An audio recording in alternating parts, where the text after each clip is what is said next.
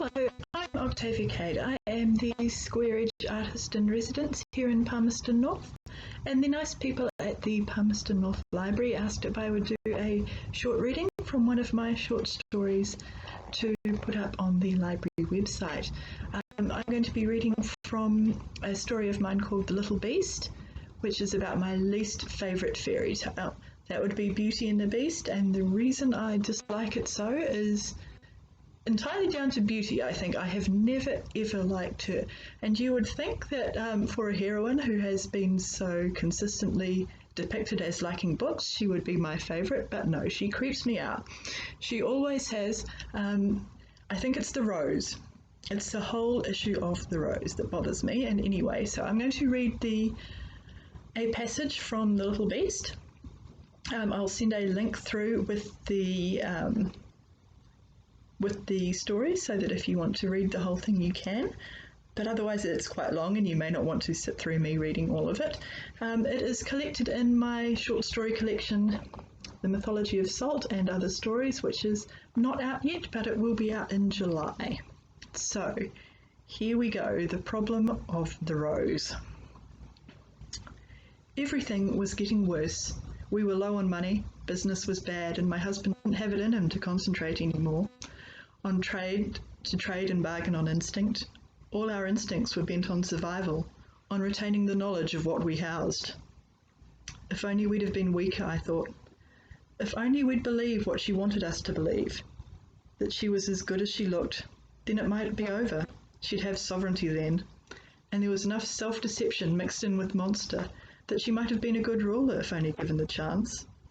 But we slept with a shard of broken mirror under our pillows, her father and I, and when it cut our fingers of a night it reminded us of what she was, of what the little beast had looked like before she changed her face. Then news of a ship came in. "Can we have some new dresses, Daddy?" said our oldest girl, and who could blame her, garbed as she was without complaint in old clothes and out of fashion. Clothes wouldn't keep her safe, but they were a distraction, and God knows the poor scarred thing needed enough of those. "Can you bring me a new necklace, Daddy?" said our middle daughter, and it was something safe to ask for the little beast was never jealous of clothes or jewellery, for she looked better than her sisters even when they wore beautiful things and she did not. Something safe, for a necklace, even if damaged, was made only of gold, only jewels, and she'd never risk asking for a living thing again. "I just want a rose," said the little beast, and that was her all over. Not even a rose bush which could be transported in a sack and kept easily wet. No, a rose bush just wasn't ostentatious enough, just wasn't modest enough in its ostentation. "Isn't she sweet?" we heard. "Isn't she just darling? Not a materialist bone in her body, not like her sisters." "There's nothing wrong with wanting pretty things," said the little beast loyally. "Just because I don't want a nice dress doesn't mean they shouldn't." She smoothed down the cheap fabric of her skirt. "I'm good at mending, and this has a lot of wear in it yet." Truly, she didn't care for material things. The little beast never wanted to take up space with her belongings. All the space she wanted was internal. She wanted to be kept in mind always, to be thought about every second, to take up so much emotional landscape that no one had energy for anything else. "I just want a rose," she said, "and for you to come back safe, Daddy. I know when you see the rose, it will remind you of just how much I love you." A rose is the worst of long-distance presents. It's a cut flower. It wilts. He'll have to wrap the stem in wet tissue, to watch it every second so that it doesn't fall off the cart or get run over, so that it isn't bumped and bruised by packages or the careless elbows of passers-by. He'll end up carrying it himself the whole of the trip home. It's such a simple request, that made by his youngest daughter, such a modest desire.